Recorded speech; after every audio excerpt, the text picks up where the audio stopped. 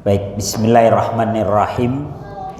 Assalamualaikum warahmatullahi wabarakatuh.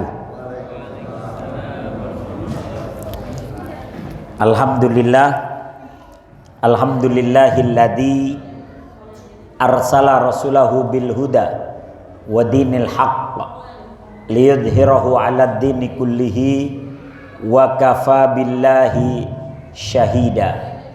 Asyhadu an la ilaha illallah wahdahu la syarikalah wa asyhadu anna Muhammadan abduhu wa rasuluhu la nabiyya ba'da. Allahumma salli wa sallim ala Muhammad wa ala alihi wa sahbihi ajmain, amma ba'du. Bapak-bapak dan ibu-ibu yang dirahmati oleh Allah Subhanahu wa taala. Alhamdulillah pada malam hari ini kita dipertemukan dalam pengajian kita. Mudah-mudahan duduk dan hadirnya kita di tempat yang mulia ini senantiasa menjadi pemberat timbangan amal baik kita nanti yaumul qiyamah. Amin ya rabbal alamin. Salawat dan salam senantiasa tercurah kepada Nabi Allah Muhammad sallallahu alaihi wasallam, kepada keluarga, para sahabat dan para pengikut beliau sampai akhir zaman nanti. Bapak-bapak yang dirahmati Allah Subhanahu wa taala, tema kita malam hari ini adalah 17 tanda-tanda husnul khatimah dan tanda-tanda mati syahid. Ya. Jadi ada tanda-tanda mati syahid, ada tanda-tanda husnul khatimah. Dalam Al-Quran Allah Subhanahu wa taala menyatakan dalam surat Ali Imran ayat 185, Allah Subhanahu wa taala menyatakan kullu nafsin dha'iqatul maut. Setiap yang bernyawa akan mencicipi yang namanya kematian. Jadi dha'iqah itu artinya mencicipi, Pak. Dhaqa yaduku itu merasakan atau mencicipi. Orang mencicipi makanan itu pasti sedikit dan sebentar. Kalau mencicipi 2 piring, nah itu bukan mencicipi, lapar tuh ya. Jadi mencicipi itu ya seujung sendok udah tahu dia rasanya, itulah. Makanya kematian itu sebentar, sejenak. Mati itu sedetik 2 detik mungkin. Ketika nyawa telah lepas dari ubun-ubun kita, yaudah itulah mati. Mungkin sedetik 2 detik. Yang lama itu kejet-kejetnya itu loh, Pak. Ya. Jadi yang lama itu sakaratul mautnya. Ada yang sakaratul mautnya 2 hari, ada yang 3 hari, ada yang 1 jam, beberapa jam, ada yang cuman sakaratul mautnya itu tarikan nafas saja. Sekali narik nafasnya udah, ya. Jadi yang lama itu sakaratul mautnya. Kalau kematiannya itu sebentar, sejenak, makanya disebut dha'iqah, ya. Dha'iqah itu artinya mencicipi, ya. Kemudian dalam surat An-Nisa ayat 78 Allah Subhanahu wa taala menyatakan ainama takunu yudrikkumul maut walau kuntum fi burujim musyayyadah. Dimanapun kalian berada, kematian akan mendapatkan kalian. Walau kuntum fi burujim musyayyadah, meskipun engkau sembunyi di dalam benteng yang tinggi dan kokoh sekalipun. Jadi tidak ada orang yang bisa bersembunyi dari yang namanya kematian, ya. Dulu ada sebuah negara besar, negara yang dijuluki beruang merah, ya. Negara yang dijuluki beruang merah, ya. Namanya Uni Soviet, ya, Uni Soviet. Siapa namanya? Yahya. Oh, namanya Yahya. Siapa namanya? Ya. Baik. Jadi Uni Soviet ini komunis, ya. Tidak percaya agama, tidak percaya Tuhan.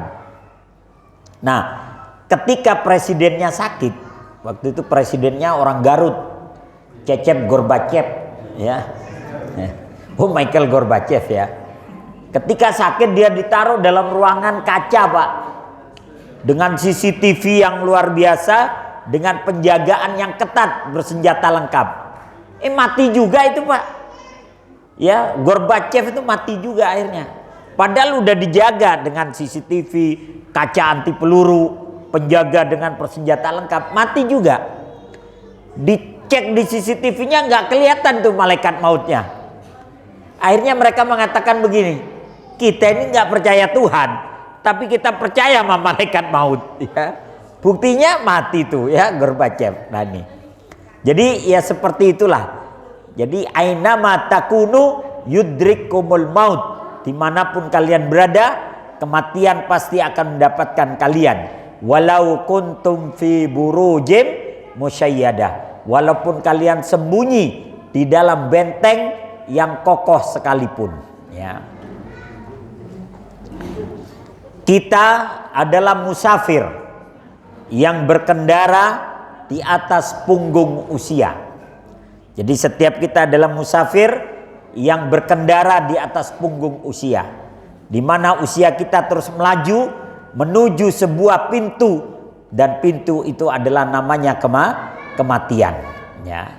Makanya ada pepatah mengatakan al mautu babun wa kullun nas dakhiluhu. Kematian itu seperti pintu di mana setiap orang pasti akan memasukinya. Ya.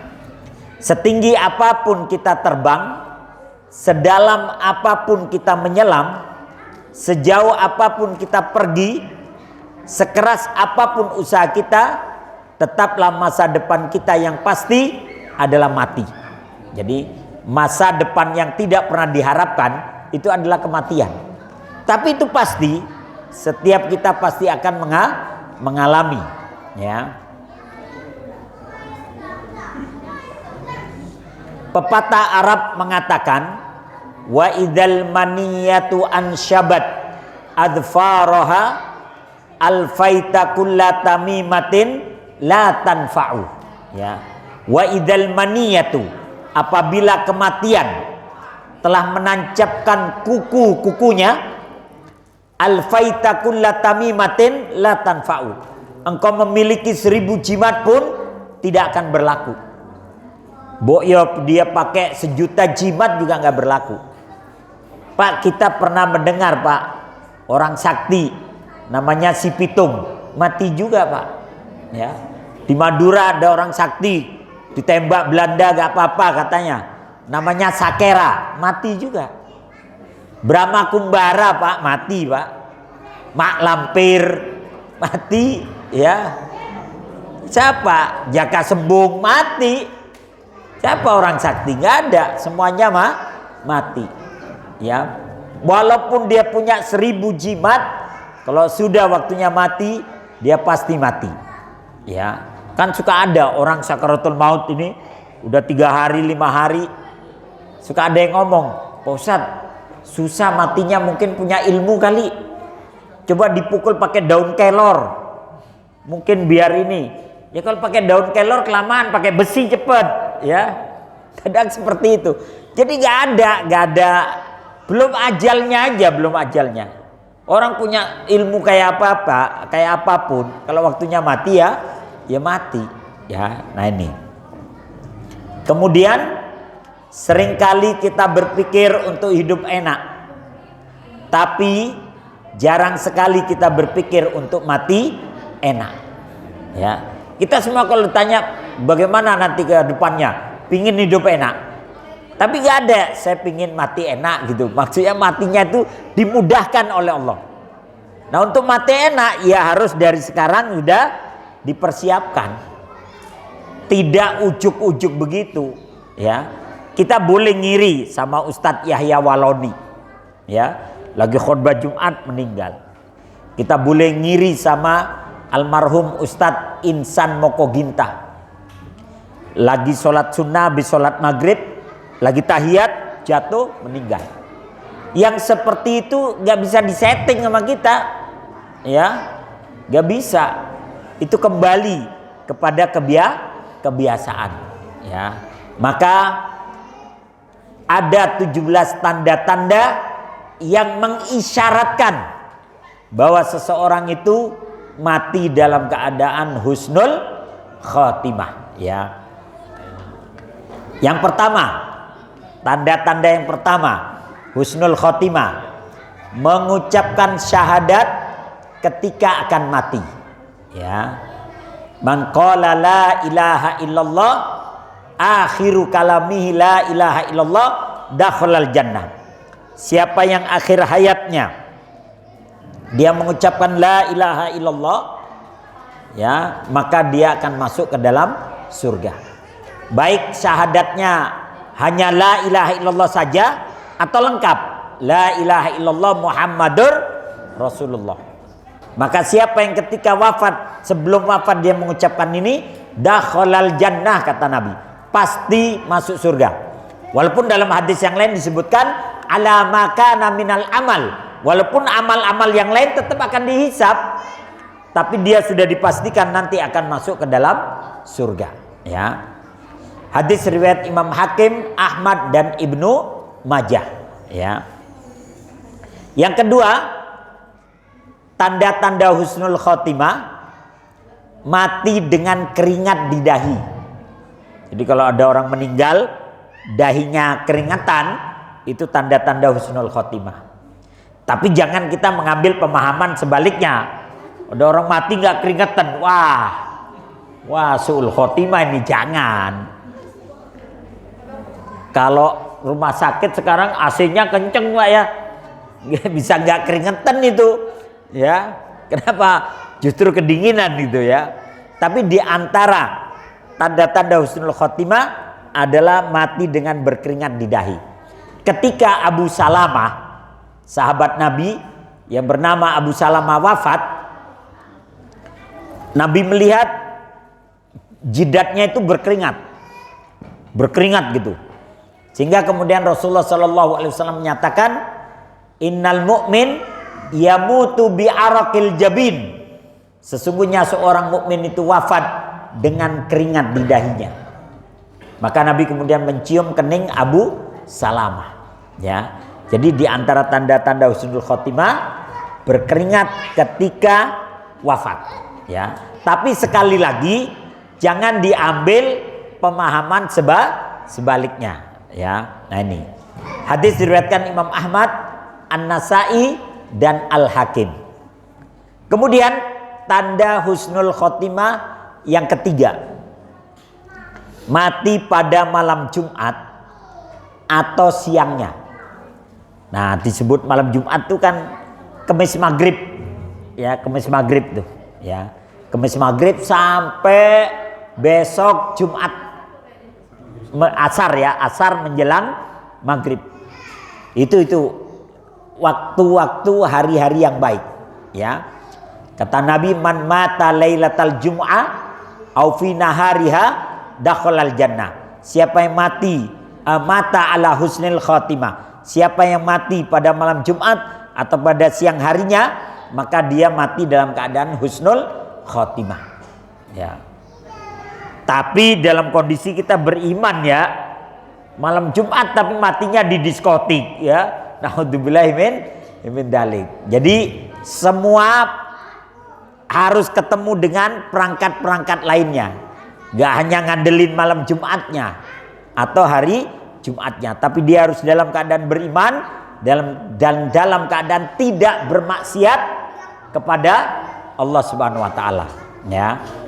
Nah, kemudian di antara tanda husnul khotimah, dan ini mati syahid yang sebenarnya, ya.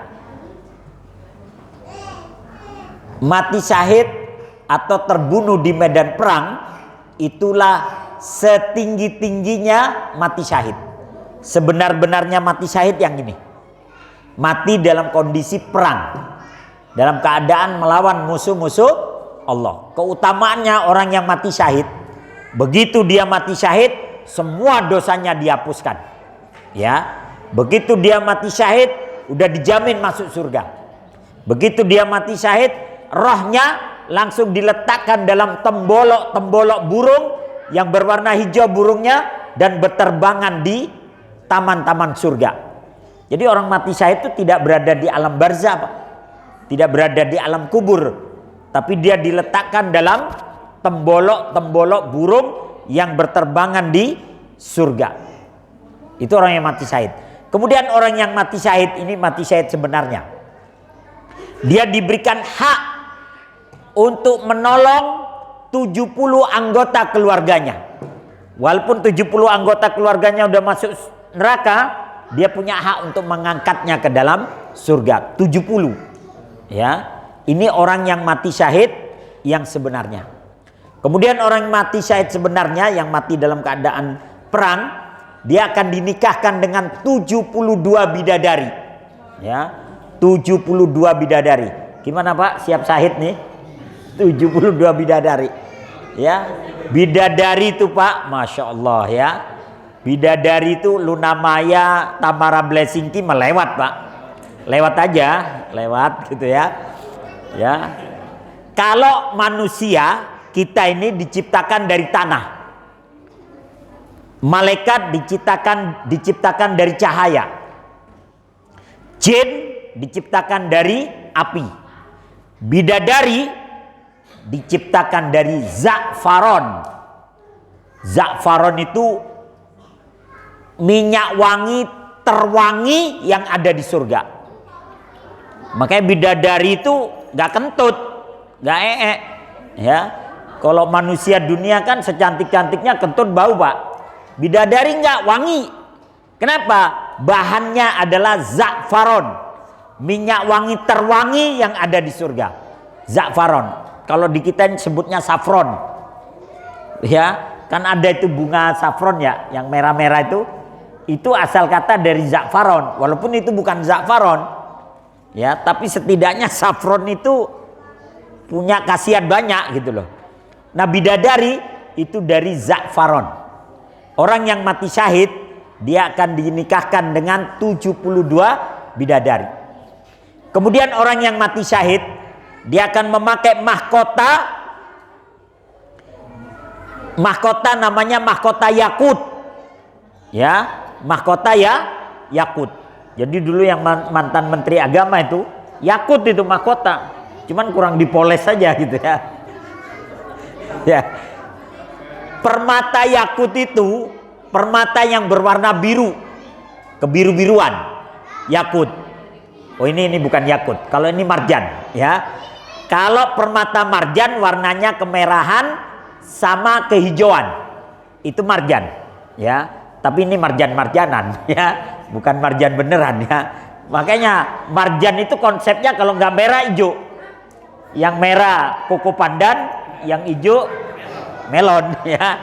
Ini konsepnya dari marjan. Memang marjan itu warnanya permata merah atau hijau. Kalau yakut biru. Dan orang yang mati syahid dia akan memakai mahkota yang ada yakutnya, permata berwarna biru. Maka nanti akan ketahuan. Kalau ada di kalau nanti ketika berdiri di padang mahsyar ada yang memakai mahkota berwarna biru, dia mati syahid ya. Udah langsung ketahuan. Ya, udah langsung ketahuan. Nah, ini mati syahid terbunuh di medan perang. Dia dua, husnul khotimah dan syahid. Jadi kalau ini dua, husnul khotimah dan syahid ya. Kemudian berikutnya yang kelima, mati di jalan Allah. Ini termasuk husnul khotimah dan termasuk min dimnis syahid. Min dimnis syahid itu termasuk mati syahid. Tapi bukan mati syahid yang sebenarnya. Kalau yang mati syahid sebenarnya tidak usah dimandikan nggak apa-apa. Tidak usah dikafankan nggak apa-apa. Nggak disolatin nggak apa-apa. Langsung dikubur boleh. Itu yang mati syahid yang dalam perang. Tapi kalau min dimni syahid tetap wajib dimandikan, dikafankan dan disolatkan. Min dimni syahid. Di jalan Allah, namanya di jalan Allah banyak. Ya, ini taklim begini nih termasuk fisabilillah. Misalnya kita lagi ngaji nih, terjadi gempa, ketiban semuanya mati semua kecuali ustadznya misalnya, misal ya, kan misal boleh aja ya, semuanya mati, maka yang mati itu termasuk min dimni syahid ya. Ya ustadznya bagian doain dong ya, bagian doa. Kalau semua ikut syahid kan ya, nggak ada yang doain nanti ya. Ini ya, jadi mati ketika di jalan Allah. Di jalan Allah itu banyak. Kata Nabi, man kharaja min baitihi likas biyadin, siapa yang keluar dari rumahnya untuk mencari nafkah, li ibnihi sigar, untuk anak-anaknya yang masih kecil, fahuwa fisabilillah, maka dia termasuk di jalan Allah. Maka orang bekerja itu harus semangat. Kenapa? Karena dia di jalan Allah. Kalau terjadi apa-apa, dia termasuk min dimni syahid ya. Tapi jangan ugal-ugalan naik motornya, bukan mati syahid, mati sangit nanti ya. Keluar tetap hati-hati. Kata Nabi, man kharaja min baitihi, siapa yang keluar dari rumahnya untuk mencari nafkah, li abawaihil kibar, untuk memenuhi kebutuhan kedua orang tuanya yang sudah tua, fahuwa fisabilillah, maka dia termasuk di jalan Allah. Man kharaja min baitihi, siapa yang keluar dari rumahnya untuk memenuhi kebutuhan anak istrinya, maka dia fisabilillah. Wa man kharaja min baitihi, siapa yang keluar dari rumahnya ri'a annas, mencari nafkah tapi ria, ingin pamer kepada banyak orang, untuk kibria, untuk kesombongan, fahuwa fisabili syaiton, maka dia di jalannya syaitan. Maka kalau bekerja niatkan karena Allah, bukan karena ingin pamer pada tetangga, bukan karena untuk berbangga-bangga ya. Maka ini yang mati di jalan Allah. Kemudian orang yang mati karena penyakit radang selaput dada, hadis riwayat Ahmad dan Abu Dawud, mati karena penyakit radang selaput dada. Saya nanya sama dokter, katanya radang selaput dada itu paru-paru basah itu Pak, paru-paru basah. Jadi kalau ada yang kena paru-paru basah, kesempatan tuh mati syahid ya. Lu iya ya bener, tapi harus berobat. Jangan nanti, mah papa kena paru-paru basah, enak dong ya mati syahid, udah nggak usah berobat, matilah ya. Harus tetap berobat. Tapi kalau sudah berobat, sudah berusaha, sudah berupaya, wafat juga karena itu, maka dia termasuk min dimni syahid, termasuk mati syahid ya. Kemudian yang ketujuh, mati karena wabah penyakit taun. Kata Nabi, man mata fit taun fahuwa syahid ya. Siapa yang mati karena taun, taun itu penyakit yang mewabah, menular, membahayakan, mematikan ya, COVID ya, COVID. Jadi termasuk COVID. Siapa yang mati karena taun, penyakit yang mewabah, menular, mematikan, fahuwa min dimni syahid, maka dia termasuk mati syahid. Makanya di rorotan tuh Pak, di rorotan makamnya orang-orang COVID itu, orang-orang yang wafat karena COVID itu ada tulisan tuh ya, makam para syuhada ya, makam para syuhada. Tapi ya kalau begitu kena COVID ya harus berobat lah. Jangan biarin biar syahid aja, biar syahid jangan. Tetap harus ada upaya untuk sembuh ya. Mati karena wabah penyakit taun ya. Kemudian berikutnya, mati karena sakit perut ya, mati karena sakit perut, asam lambung atau kanker lambung atau apapun yang berkaitan dengan perut ya. Tapi sekali lagi tetap wajib berobat. Tapi penyakit perutnya jangan dicari-cari. Ini kadang mak-mak beli bakso Pak, sambelnya setengah panci Pak ya, terus pulang sakit, aduh sakit, sakit ya, kayaknya mau mati syahid ini. Kagak, itu mau konyol ya. Makan sewajarnya, pedes sewajarnya, jangan nyari penyakit Ya, jangan nyari penyakit. Makanya kita boleh ingetin istri kita, anak kita kalau makan sambal kelebihan, kasih tahu. Ya, sahid enggak, sangit iya nanti ya. Jadi kasih tahu. Bukan masalah sahid sangitnya. Kasihan yang jual bakso, Pak, ya. Habis ya. Nah ini. Jadi mati karena sakit perut. Ya, karena asam lambung atau apapun yang berkaitan dengan perut, ya.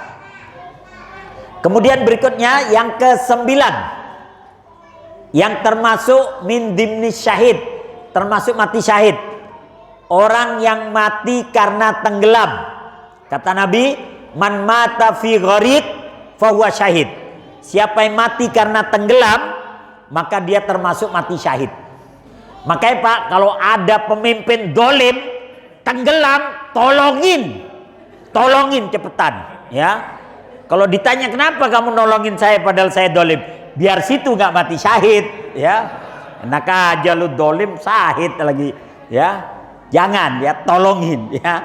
Jadi orang yang mati karena tenggelam itu termasuk min dimni syahid, termasuk mati syahid. Tapi tetap harus ada upaya penyelamatan. Kita naik perahu nih, tenggelam perahunya. Udah nggak usah pakai pelampung biar syahid, jangan. Dipakai dulu pelampungnya, pakai pelampungnya, berusaha untuk berenang. Tapi kalau sudah berusaha tenggelam juga, ya apa boleh buat? Itu termasuk min dimnis syahid, termasuk mati syahid, ya. Kemudian berikutnya, orang yang mati karena reruntuhan, itu juga min dimnis syahid. Orang yang mati karena reruntuhan termasuk mati syahid, husnul khotimah, dan termasuk mati syahid. Hadis diriwayatkan oleh Imam Bukhari dan Muslim. Mungkin ketika kita melihat saudara-saudara kita di Gaza tertimpa reruntuhan, ya, kita menangis, kita sedih. Justru mereka sedih sama kita. Mereka punya kesempatan untuk syahid, kita kagak, ya. Ya itulah, satu sisi kita menangisi mereka, mereka pun menangisi kita, ya. Kasihan orang Indonesia, susah mau cari syahid, begitu, ya. Kalau di sana kesempatannya banyak, ya. Jadi orang yang mati karena reruntuhan termasuk min dimnis syahid. Kemudian kematian wanita karena kehamilannya dengan sebab anaknya. Jadi ibu-ibu yang melahirkan anak kemudian meninggal dunia itu termasuk min dimnis syahid. Ya, termasuk min dimnis syahid. Tapi hasil hubungan sah loh, ya. Bukan, mohon maaf, bukan karena perzinahan terus hamil, lahiran mati terus bilang syahid. Ya enggak, ya.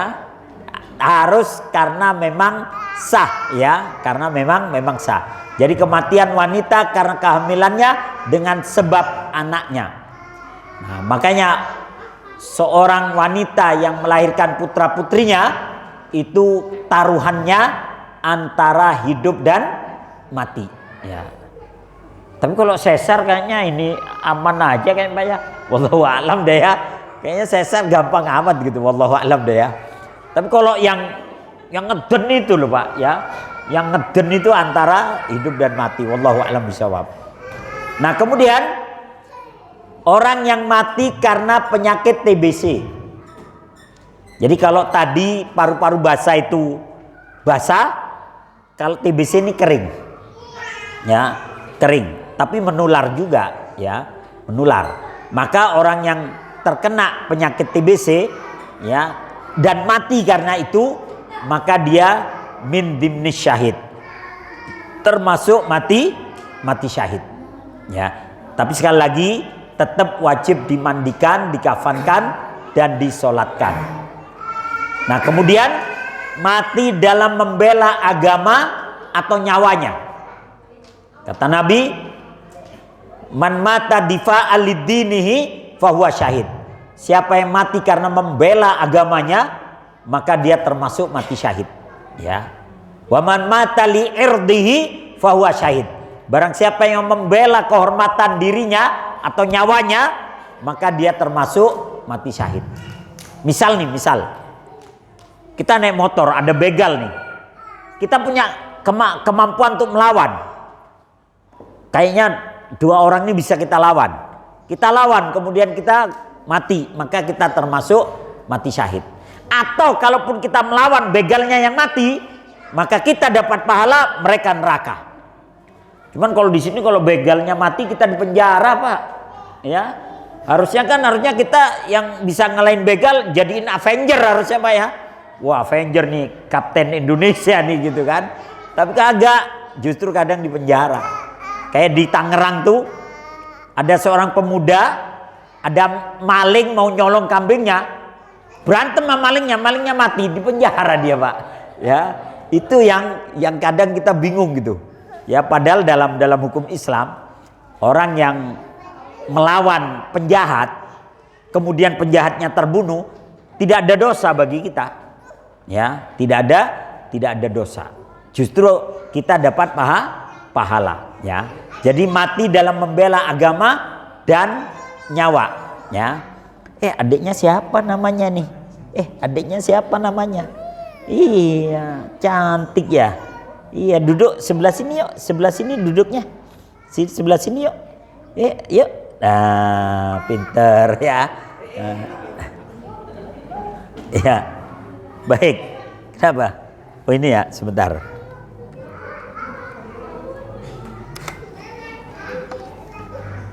Sebentar.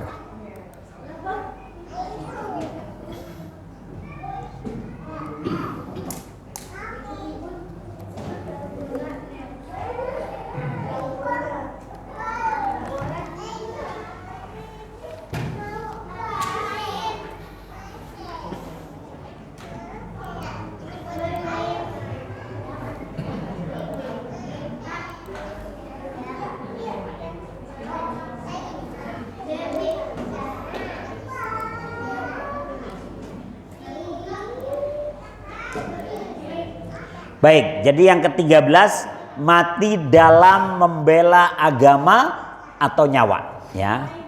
Berikutnya, orang yang mati dalam membela hartanya yang akan dirampas, maka dia termasuk min dimni syahid, termasuk mati syahid. Orang yang memakai kata Nabi, kalau ada maling masuk ke rumahmu, kemudian engkau melemparnya dengan batu dan malingnya mati, kau dapat pahala. Tapi kalau ternyata malingnya membunuhmu, maka engkau yang mati syahid, ya. Tapi harus dilawan, jangan ada maling udah bunuh saya aja deh biar mati syahid. Jangan, lawan dulu, ya, lawan. Tapi kalau kita melawan kemudian kita yang gugur, maka kita termasuk min dimnis syahid, termasuk mati syahid. Kemudian mati dalam keadaan berjaga di jalan Allah, ya. Mati dalam keadaan berjaga di jalan Allah. Maksudnya menjaga perbatasan, menjaga teritorial. Makanya polisi atau tentara yang ditugaskan di perbatasan itu punya kesempatan untuk mati syahid sebenarnya, ya. Menjaga teritorial agar tidak dicaplok oleh musuh, ya, berjaga di jalan Allah. Dan Nabi menyatakan ada 2 mata yang tidak akan masuk ke dalam neraka. Yang pertama, mata yang berjaga di jalan Allah, menjaga teritorialnya agar musuh tidak mencaplok atau masuk, maka mata itu tidak akan dimasukkan ke dalam api neraka. Yang kedua, mata yang senantiasa menangis karena takut kepada Allah, ingat dosa-dosanya. Maka 2 mata ini tidak bakalan masuk ke dalam neraka sampai susu yang sudah diperas kembali lagi ke penampungannya, ya. Jadi artinya tidak mungkin dia masuk ke dalam neraka. Maka orang yang berjaga di jalan Allah, menjaga teritorialnya dari musuh, maka dia kalau mati termasuk min dimnis syahid, ya, termasuk mati syahid. Kemudian berikutnya, nah ini termasuk, kalau ini husnul khotimah, termasuk husnul khotimah, mati pada saat beramal soleh. lagi sholat wafat, lagi taklim begini wafat. Kemudian tapi dia bisa dikategorikan min dimni syahid juga, bisa dikategorikan termasuk mati syahid, karena orang yang taklim atau dalam kebaikan terus meninggal itu kategorinya fisabilillah, ya. Jadi masuk beramal soleh juga tapi fisabilillah. Kalau yang dia lakukan adalah kebaikan demi kebaikan dan itu diridhoi oleh Allah. Mati tatkala beramal soleh. Kemudian yang ke-17 yang termasuk min dimni syahid, termasuk mati syahid ini, termasuk mati syahid. Mati karena terbakar. Jadi ada kebakaran, ya, kebakaran kita di dalam rumah ini, maka kita harus berusaha keluar dulu, jangan kebakaran nih, kesempatan nih mati syahid, terus diam aja di dalam. Itu bunuh diri, ya. Harus berusaha, ya. Kita harus berusaha. Namanya siapa ini yang cantik? Ya. Iya, sini siapa namanya? Ya. Sini. Ya. Jadi harus berusaha terlebih dahulu. Tapi setelah kita berusaha ternyata mati juga, maka dia termasuk min dimnish syahid, ya, termasuk mati syahid, ya. Nah, kemudian doa agar doa agar diwafatkan dalam keadaan husnul khotimah, ya. Doa agar diwafatkan dalam keadaan husnul khotimah, ya. Dalam Al-Quran Allah Subhanahu wa ta'ala menyatakan, Rabbana innana sami'na munadiya yunadi lil iman an aminu bi rabbikum fa amanna Rabbana faghfir lana dunubana wa kaffir anna sayyiatina wa tawaffana ma'al abror, ya. Nah, ini doanya nih, wa tawaffana ma'al abror, wafatkan kami bersama orang-orang yang senantiasa melakukan kebajikan, ya. Wa tawaffana ma'al abror, surat Ali Imran ayat 193, di mana Allah menyatakan, ya, Rabbana innana sami'na, wahai Tuhan kami, sesungguhnya kami mendengar seruan Rasulullah yang menyuruh kepada kami untuk beriman. An aminu bi rabbikum, berimanlah kalian kepada Tuhan kalian. Fa amanna, maka kami pun beriman. Nah, baru doanya di sini nih. Rabbana faghfir lana dunubana, wahai Tuhan kami, ampunilah bagi kami dosa-dosa kami. Wa kaffir anna sayyiatina, hapuskan dari kami kesalahan-kesalahan kami.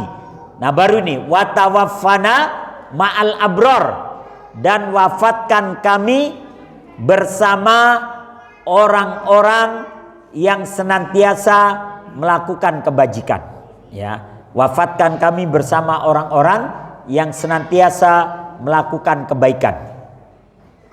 Kemudian ada doa lagi yang diajarkan oleh Nabi, Allahumma ja'al khaira umri akhirahu wa khaira amali khawatimahu wa khaira ayyami yauma alqaka fihi. Jadi ini doa yang diajarkan oleh Nabi, Allahumma ja'al khaira umri akhirahu wa khaira amali khawatimahu wa khaira ayyami yauma alqaka fihi, ya. Artinya, Allahumma, ya Allah, jadikanlah sebaik-baik umurku adalah akhirahu, umur yang terakhir itu yang terbaik, ya. Wa khaira amali, dan sebaik-baik amalku, ya, khawatimahu, adalah penutupnya. Jadi ditutup dengan amal kebaikan. Wa khaira ayyami, dan sebaik-baik hariku adalah hari pada saat aku menghadapmu. Jadi pada saat sakaratul maut itu hari yang terbaik, ya, hari yang terbaik pada saat dia berjumpa dengan Allah Subhanahu wa taala. Ya. Dan doa untuk minta husnul khotimah yang terakhir adalah Allahumma inni as'aluka husnal khotimah. Jadi yang benar ini husnal khotimah. Karena apa? Karena ini mansub, harusnya husnal. Cuman karena ini belum saya edit ya, harusnya husnal khotimah. Allahumma inni as'aluka husnal khotimah wa a'udzubika min su'il khotimah. Ya, Allahumma inni as'aluka, ya Allah aku memohon kepadamu husnal khotimah. Ya, akhir hidup yang baik. Wa a'udzubika min su'il khotimah, dan aku berlindung kepadamu dari su'ul khotimah, akhir hidup yang buruk.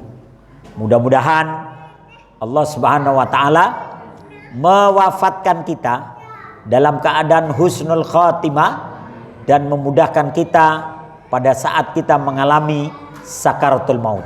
Ya, itu aja yang dapat saya sampaikan. Sudah 45 menit ya. Monggo dipersilakan, saya kembalikan kepada MC kalau ada pertanyaan, monggo. Baik, syukron jazakallahu khair Ustaz Mujahid atas materi 17 tanda-tanda husnul khotimah.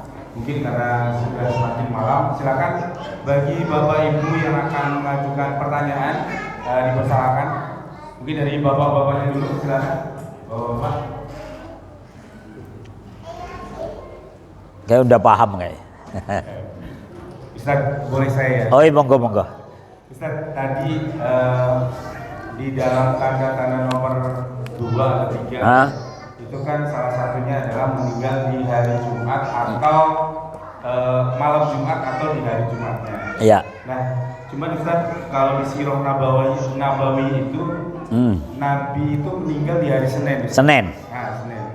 Apakah itu artinya bahwa hari-hari yang lain ini tidak memiliki keistimewaan atau memang ada hari khusus yang memang disebutkan di dalam hadis tersebut, Ustaz? Ya. Terima kasih. Baik. Oh ini aja. Baik, jadi tadi sudah kita bilang bahwa di antara yang disebutkan Nabi bukan berarti kemudian kita harus mengambil mafhum mukhalafah. Mafhum mukhalafah itu pemahaman terbalik. Kalau Nabi bilang yang mati husnul khotimah malam Jumat atau Jumatnya, terus ada mati hari Selasa, wah Selasa ini bukan Jumat nih, bukan begitu ya. Jadi di antara hari-hari yang lain Nabi memang selalu membicarakan Jumat. Jumat itu adalah sayyidul ayyam, tuannya hari-hari. Tapi Rasulullah sendiri wafat hari Senin. Tapi kan Nabi masuk surga, ya. Nabi masuk surga. Sahabat-sahabat yang lain ada yang wafat bukan hari Jumat, tapi masuk surga. Maka yang paling menentukan adalah keimanan kita pada saat kita wafat. Cuman kalau pas kita imannya baik, amalnya soleh, pas hari Jumat, wah lebih tepat lagi sudah. Ya, tapi sekali lagi Rasulullah itu wafatnya hari Jumat. Hari Senin ya, pada waktu duha. Jadi sekali lagi hari-hari yang baik Nabi menyebutkan Jumat, tapi bukan berarti yang lainnya mati di hari yang lain kemudian kita mengambil mafhum mukhalafah, mengambil pemahaman terbalik. Ada orang yang meninggal hari Selasa tapi tenggelam, termasuk mati syahid. Ada yang meninggal hari Rabu ya, ketimpa reruntuhan ya, termasuk mati syahid. Kan ada yang di Sukabumi apa mana itu, yang rumahnya ketiban longsor, yang anak istrinya meninggal semua. Ada itu satu rumah itu ketiban longsor, jadi dia bangun rumah sampingnya tebing, memang pemandangannya bagus, cuman resikonya itu ya, tiba-tiba pas waktu subuh apa waktu apa tuh bruk gitu ya, mati syahid semua ya, walaupun tidak hari Jumat ya. Walaupun mati hari Jumat, matinya di diskotik, ya mati sangit, ya. Lagi ajeb-ajeb di diskotik ya, malam Jumat, terus diskotiknya terbakar misalnya, atau diskotiknya ambruk, ya bukan mati syahid, ya, mati sangit ya. Naudzubillahi min dalik. Begitu ya, wallahu a'lam bishawab. Afan ya. Baik, silakan Bapak Ibu, ada yang ingin bertanya lagi? Silakan Pak. Monggo, silakan Pak.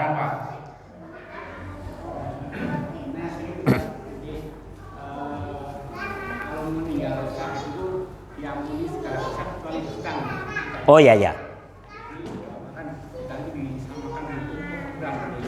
Oh ya ya. Oh ya.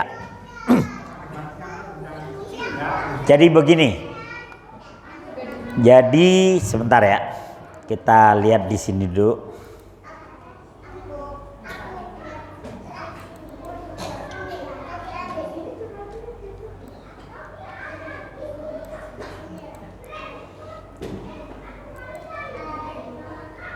Nah, di depan pintu surga, jadi di depan pintu surga itu ada jembatan yang luas dan panjang. Jadi di depan pintu surga ada jembatan yang luas dan panjang. Belakangnya neraka jahanam. Jadi di sisi sini neraka jahanam, orang-orang yang sudah selamat melewati sirat, jembatan yang lebih tipis daripada rambut yang dibelah, udah selamat, mereka akan dikumpulkan di jembatan yang luas ini. Namanya Kontoro. Kontoro itu belakangnya neraka jahanam, depannya pintu surga. Maka orang-orang beriman yang sudah selamat dari sirat dikumpulkan di sini. Ya. Nah, disinilah tempat tuntut menuntut. Disinilah tempat orang yang bangkrut sebangkrut-bangkrutnya. Ya. Orang yang mati syahid pasti masuk surga, kecuali yang punya utang. Yang punya utang, maka dia akan dipertemukan dengan orang yang menghutanginya. Dipertemukan dengan orang yang menghutanginya. Pakai itu Pak, lecet kalau nggak pakai ini, tenggorokan lecet dar ya. Baik. Jadi orang yang mati syahid, dia akan tertahan. Dia bukan nggak masuk surga, tertahan. Dia pasti masuk surga, cuman ditahan dulu, tunggu dulu Mas. Ente punya utang. Sama si fulan dipertemukan ini di Kontoro. Maka kalau sudah dipertemukan dengan si fulan, kalau si fulannya memaafkan, ya udah monggo sampean masuk surga. Fulannya juga akan dimudahkan masuk surga. Tapi kalau nggak bisa, saya menuntut hak saya ya Allah. Kalau utangnya cuma 300.000 saya maafkan. Ini 300 triliun ya Allah, ya. Maka ya apa boleh buat? Amal kita akan sebagiannya akan diberikan kepada orang yang nuntut. Ya. Disinilah banyak orang bangkrut. Ya, ada yang nuntut, ya Allah, dulu dia mengambil tanah saya dan tidak pernah minta maaf. Apa maumu? Saya ambil 1/4 dari amalnya. Amalnya diberikan. Kalau misalnya masih banyak yang nuntut, amal dia habis, dosa yang nuntut ditimpakan. Tapi kalau orang yang mati syahid pasti masuk surga. Ya, tidak bakalan masuk neraka. Kalaupun dia punya utang, dia akan dipertemukan. Nah, kemungkinan ketika dipertemukan, kalau dia tidak memaafkan, amal yang mati syahid itu diberikan kepada dia. Tapi nggak bakalan masuk neraka. Ya, yang mati syahid. Kalau dimaafkan, yang mati syahid masuk surga, yang memaafkan masuk surga juga.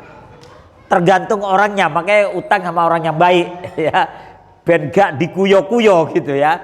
Nah, kalau ditanya utang yang seperti apa? Ya hutang dalam artian ya masalah keuangan lah ya.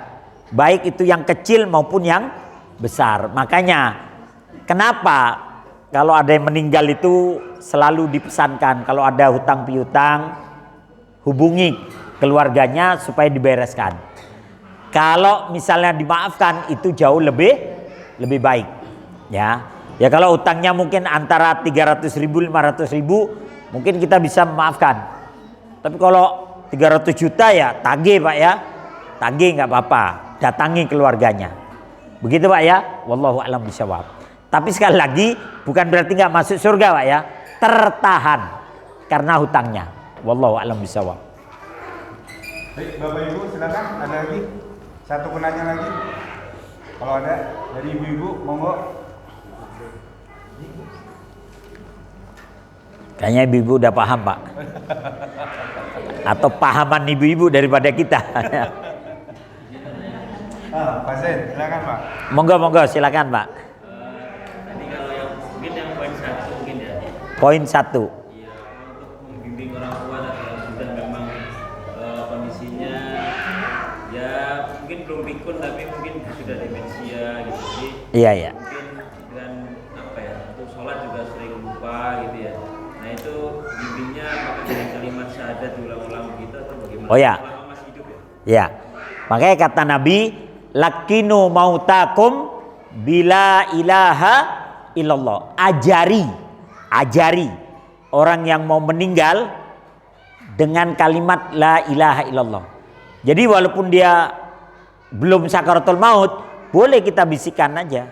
Pak jangan lupa ya, la ilaha illallah, la ilaha illallah. Bahkan seandainya dia koma, tetap boleh kita mengajarkannya la ilaha illallah. Karena saya pernah pengalaman, kita pernah menengok salah satu jamaah yang sudah gak sadar, atau disebutnya koma lah ya, koma. Karena nafasnya tiba-tiba tersengal, saya bisiki di telinganya itu, la ilaha illallah, la ilaha illallah. Dia koma lah, dia nggak sadar. Tapi kemudian bibirnya itu bergerak-gerak seperti mengikuti, bergerak-gerak. Kata jamaah yang lain, Ustadz dia ngikutin itu ya. Kemudian dia setelah itu nangis ya, terus bibirnya bergerak-gerak seperti mengikuti. Terus kita ajari sampai beberapa kali. Begitu kita udah yakin dia mengucapkan itu, saya bilang udah biarin aja, mudah-mudahan itu menjadi kalimat terakhirnya. Pulanglah kita dari Tugu Ibu, kita pulang. Dapat 10 menit kita ditelepon sama keluarganya, Ustadz sudah meninggal dunia. Ya kita bersyukur bahwa walaupun dalam keadaan koma, tapi ketika diajari la ilaha illallah dia masih mengucap. Begitu pula orang tua kita, kalau misalnya kita merasa ini kok kayak mengkhawatirkan, bisiki di telinganya. Jangan diginiin, mbah nyebut, nanti dia malah begini, nyebut, malah begitu ya. Maka langsung aja, la ilaha illallah, la ilaha illallah, terus begitu. Supaya memorinya itu, ya semua kembali ke amal kita sebenarnya Pak ya. Orang yang memang amalnya selama hidupnya dia sholat, dia bersyahadat, insya Allah dimudahkan mengucapkan syahadat itu. Wallahu a'lam bishawab. Ya. Baik, saya kembalikan. Oh, kita pimpin doa. Baik, kita pimpin dengan doa ya. Kita tutup dengan doa. Bismillahirrahmanirrahim. Alhamdulillahirabbil alamin. Wassalatu wassalamu ala Rasulillah wa ala alihi wa sahbihi ajma'in. Allahumma ja'al ijtima'ana hada ijtima'an marhuma waj'al tafarruqana tafarruqan maksuma. Allahumma ya Allah, jadikan pertemuan kami ini pertemuan yang kau rahmati, dan jadikan perpisahan kami perpisahan yang kau sucikan dari segala dosa. Allahumma la tada' lana danban illa ghafarta wala hamman illa farajta wala dainan illa qadaita wala maridan illa syafaita. Allahumma ya Allah, jangan kau tinggalkan dalam diri kami satu dosa kecuali engkau telah mengampuninya. Jangan kau tinggalkan dalam diri kami sebuah kesedihan kecuali engkau telah mengangkatnya. Jangan kau tinggalkan dalam diri kami hutang piutang kecuali engkau membayarkannya. Dan jangan kau tinggalkan dalam diri kami sebuah penyakit kecuali kau kembalikan kami pada kesehatan.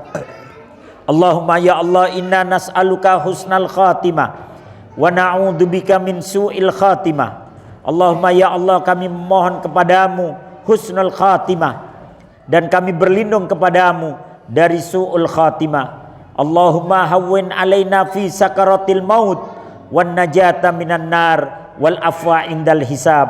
Allahumma ya Allah, kami memohon kepadamu agar dimudahkan dalam sakaratul maut dan dimaafkan saat naza dan sakaratul maut. Rabbana atina fid dunya hasanah wa fil akhirati hasanah wa qina adzabannar. Wa sallallahu ala nabiyyina Muhammad walhamdulillahi rabbil alamin.